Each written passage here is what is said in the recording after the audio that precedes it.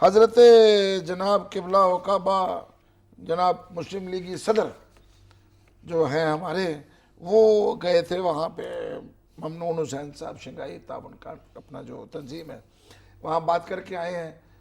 آپ کے خیال میں کچھ ایسے معاہدے ہو سکتے تھے اس ٹائم پہ اگر کوئی اصل حکومت موجود ہوتی، منتخب حکومت موجود ہوتی تو وہاں جا کے ہم کچھ بہتر جی حاصل بالکل، کر آپ سکتے بالکل تھے؟ آپ ٹھیک کہہ رہے ہیں۔ ہمیشہ یہ ہوتا ہے کہ جس قسم کی لیڈرشپ جاتی ہے ایسے انٹرنیشنل فورمز پر اپنے ملک کی نمائندگی کے لیے، ان کا ذاتی انفلوئنس بہت زیادہ ہوتا ہے ان چیزوں میں کہ وہاں دوسرے ملکوں کی قیادت کے ساتھ سائیڈ لائنز پر آپ مل کے اپنے ملک کے مفاد کے لیے ان کے ساتھ معاہدے کریں۔ اگر آپ کو یاد ہو جو بھی صدر اور وزیر اعظم ہمارے جاتے رہے ہیں یونائٹڈ نیشن کی کوریج کے لیے یا یونائٹڈ نیشن کی پارٹیسپیشن کے لیے، ہمیشہ وہاں بہت سارے منصوبوں پر دستخط ہوتے ہیں، ایم او یوز سائن ہوتے ہیں۔ یہ ایک ڈپلومیٹک ایکٹیویٹی ہے جو صرف اس لیے وجود میں آتی ہے کہ جو آدمی وہاں ملک کی نمائندگی کر رہا ہے اس کا اپنا سیاسی قد کاٹ جو ہے وہ کتنا بڑا ہے۔ بھٹو کی مثال میں اگر آپ کو دوں تو کہاں کہاں انہوں نے بول کے، کہاں کہاں انہوں نے مل کے کیا کیا پاکستان کے لیے نہیں کیا۔ شہاب الدین بھی اس کا گواہ ہے، میں بھی اس کا گواہ ہوں۔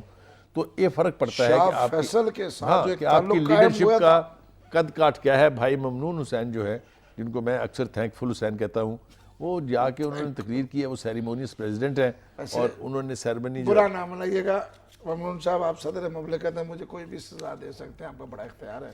کو دہی بلے کو لے جاتے تھے اچھے پاکستان سے نہیں مطلب ہے اب ان کے بارے وہ میں ہر بنوا کے بات کہہ کھلاتے سکتے ہیں، وہ میں یہ نہیں کہہ رہا کہ لیکن بنواتے یہ ہیں، کہ بنواتے اس قسم کے فورمز کے اوپر بہت قد کاٹ کی سیاسی لیڈرشپ چاہیے ہوتی ہے جو ڈپلومیٹک چینلز کو ایکسپلور کر کے اپنے ملک کے لیے نیک نامی اور اپنے ملک کے لیے بہتری جو ہے اس کا انتظام کرتے ہیں، معاہدے کرتے ہیں۔ لیکن بھائی صاحب